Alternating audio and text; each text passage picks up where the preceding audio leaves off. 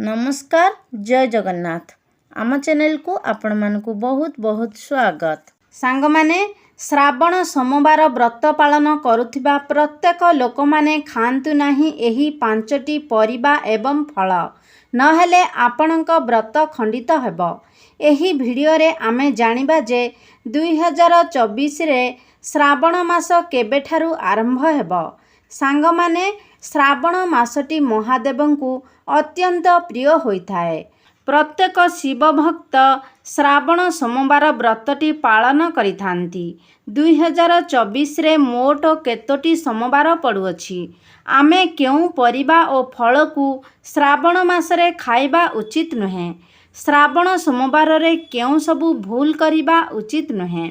सबु किछि जानिबा पई भिडियोटी को स्किप न करी शेष पर्यंत निहाती देखंतु एवं चैनलटी को सब्सक्राइब करी श्रद्धा और भक्तिर सह कमेंट बॉक्स रे हर हर महादेव निश्चय लिखंतु। सांग माने श्रावण मासटी भगवान भोलाशंकरंकु समर्पित अटे।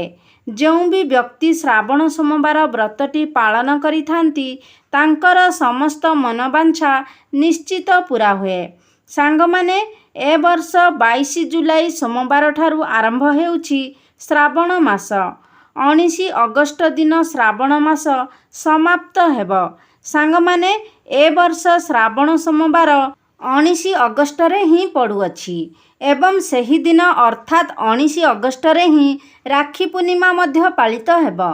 सांग माने एबे चालंतु जानिबा श्रावण मासरे ए वर्ष मोट केतोटी सोमवार पड़ुअछि एवं आपण केतोटी सोमवार व्रत पालिबे। श्रावण मासर प्रथम दिन 22 जुलाई सोमवार पड़ुअछि। ए वर्ष श्रावण मास आरंभ दिन ही सोमवार पड़ुअछि।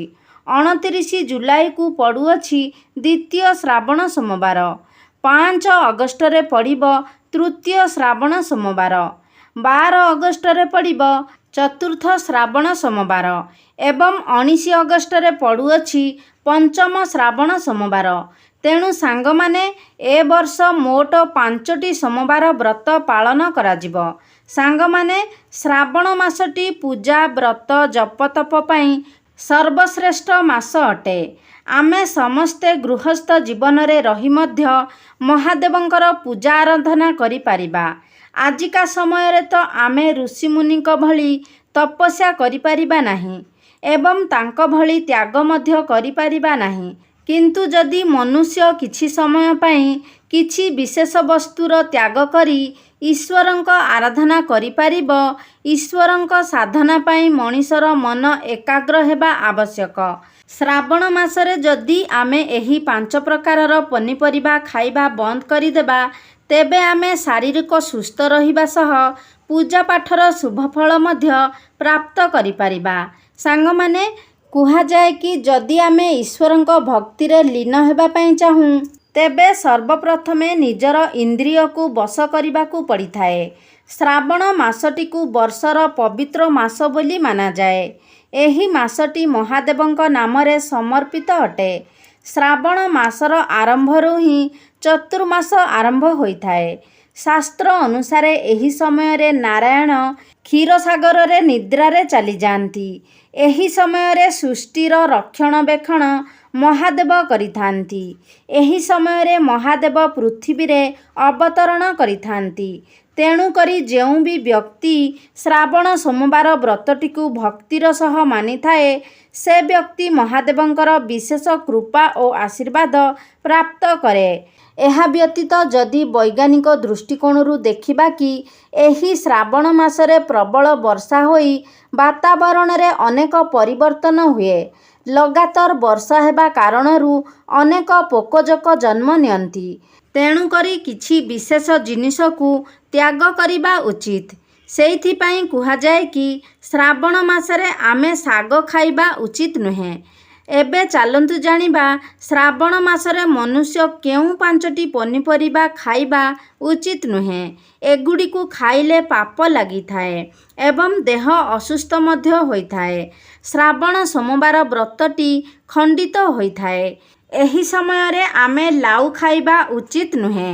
ପୌରାଣିକ କଥା ଅନୁସାରେ ଯେଉଁ ବ୍ୟକ୍ତି ଶ୍ରାବଣ ମାସରେ କିମ୍ବା ସୋମବାର ବ୍ରତ ଆଦି ପାଳନ ସମୟରେ ଲାଉକୁ ଭକ୍ଷଣ କରେ ତେବେ ପରଜନ୍ମରେ ସେ ମଣିଷ ନ ହୋଇ ଗଧ ରୂପରେ ଜନ୍ମ ନିଏ। ଏହାଛଡ଼ା ବୈଜ୍ଞାନିକ ଦୃଷ୍ଟିକୋଣରୁ ଦେଖିବେ ଯଦି ଲାଉ ଭଳି ସବୁଜ ପନିପରିବାରେ ବର୍ଷା ଦିନରେ ପୋକ ଲାଗିଥାଏ, ବେଳେବେଳେ ସେ ପୋକ ଆମକୁ ଦେଖାଯାଏ ନାହିଁ। ସେଗୁଡ଼ିକୁ ସେବନ କଲେ ଶରୀରରେ ବାତ ରୋଗ ବଢ଼ିଥାଏ। ସେଇଥିପାଇଁ ଶ୍ରାବଣ ମାସରେ ଲାଉ ଖାଇବାକୁ ବାରଣ କରାଯାଏ। ଦ୍ୱିତୀୟ ପରିବାଟି ହେଉଛି ବାଇଗଣ। ଏହି ଶ୍ରାବଣ ମାସରେ ଆମେ ବାଇଗଣକୁ ତ୍ୟାଗ କରିବା ଉଚିତ। ବାଇଗଣକୁ ତାମସିକ ଖାଦ୍ୟ ବୋଲି କୁହାଯାଏ, ଯାହାକୁ ପୂଜା ବ୍ରତ ଆଦିରେ ଗ୍ରହଣ କରିବା ଉଚିତ ନୁହେଁ। ଶାସ୍ତ୍ର ଅନୁସାରେ ଯେଉଁ ବି ବ୍ୟକ୍ତି ମହାଦେବଙ୍କ ବ୍ରତ ରଖି ବାଇଗଣର ସେବନ କରେ ତାର ସନ୍ତାନ ହାନି ହୁଏ। ଅନ୍ୟପକ୍ଷରେ ବର୍ଷା ସମୟରେ ବାଇଗଣରେ ପୋକଜୋକ ଲାଗିଯାଏ, ଯାହାକୁ ଖାଇବା ଦ୍ୱାରା ଶରୀରର କ୍ଷତି ଘଟେ। ପୋକଲଗା ବାଇଗଣ ଖାଇଲେ ଆମ ଶରୀରରେ ବାତ ପିତ୍ତ ଆଦି ବଢ଼ିବାକୁ ଲାଗେ, ଯାହା କାରଣରୁ ଆମେ ଅସୁସ୍ଥ ହୋଇପଡ଼ୁ। ସାଙ୍ଗମାନେ, ଆପଣ ତ ଜାଣିଥିବେ ଯିଏ ଶରୀରରୁ ଅସୁସ୍ଥ ଥିବ ସେ ପୂଜା ବ୍ରତ ଆଦିର ପାଳନ ଚାହିଁଲେ ବି କରିପାରିବ ନାହିଁ। ତେଣୁକରି ଶ୍ରାବଣ ମାସରେ ବାଇଗଣକୁ ଖାଇବା ଉଚିତ ନୁହେଁ। ଏହା ବ୍ୟତୀତ ଏକାଦଶୀ ବ୍ରତ କଥାରେ ଲେଖା ଅଛି ଯେ ଯିଏ ବ୍ରତ ପୂଜା ଆଦିରେ ବାଇଗଣର ସେବନ କରିବ ସେ ପରଜନ୍ମରେ ମଇଁଷି ହୋଇ ଜନ୍ମଗ୍ରହଣ କରିବ। ସେଇଥିପାଇଁ ଶ୍ରାବଣ ସୋମବାର ବ୍ରତ ପାଳନ କରୁଥିବା ଲୋକ ବାଇଗଣ ଖାଇବା ଉଚିତ ନୁହେଁ। ଏହା ସହିତ ଶ୍ରାବଣ ମାସରେ ଶାଗ, ପୋଇ, ପାଳଙ୍ଗ ଭଳି ସବୁଜ ପତ୍ର ବିଶିଷ୍ଟ ପନିପରିବା ମଧ୍ୟ ଖାଇବାକୁ ମନା କରାଯାଏ।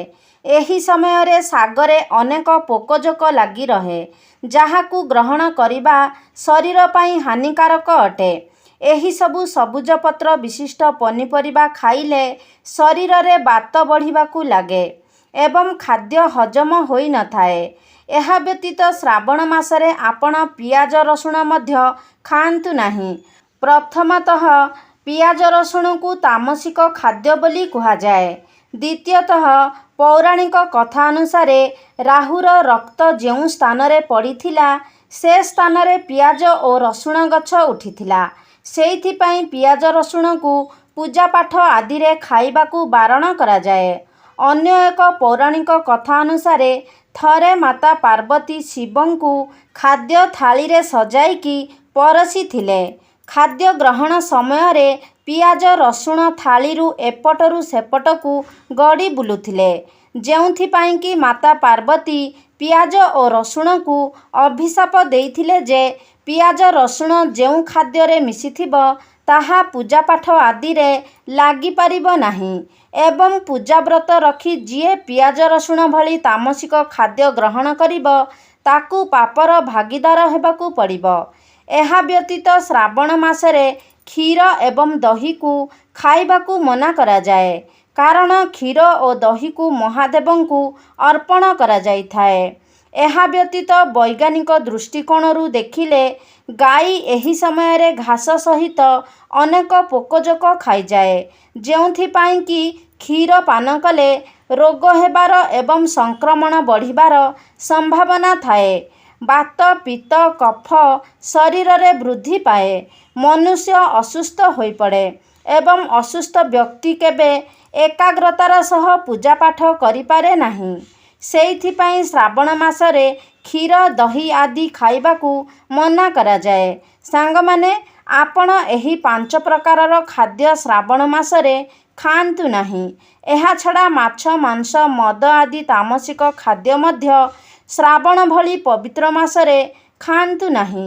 ନିଜର ମନ ବଚନ ଶରୀର ଉପରେ ସଂଯମତା ରକ୍ଷା କରି ଭକ୍ତି ଓ ନିଷ୍ଠାର ସହ ମହାଦେବଙ୍କୁ ପୂଜା କରି ଦେଖନ୍ତୁ।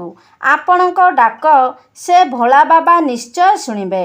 ତାଙ୍କ ଦୟାରୁ ଆପଣଙ୍କର ସବୁ କାମ ମଙ୍ଗଳ ହେବ। ଆପଣ ସୁସ୍ଥ ଜୀବନଯାପନ କରିବେ। ଆପଣଙ୍କ ଘର ପରିବାରରେ ଖୁସିର ଲହରୀ ଖେଳି ଉଠିବ। ଆପଣଙ୍କ ଆର୍ଥିକ ସଙ୍କଟ ଦୂର ହେବ। ତ तो सांगमाने आजिर एही भिडियोटी एइठी समाप्ति करिबा। जदि आजिर एही भिडियोटी आपण मानकु भल लागिछि ताहाले लाइक करिवे, शेयर करिवे। आम चैनल को जदि सब्सक्राइब करि नाहंती ताहाले सब्सक्राइब करिदेबे। सर्वे भवन्तु सुखिनः। धन्यवाद।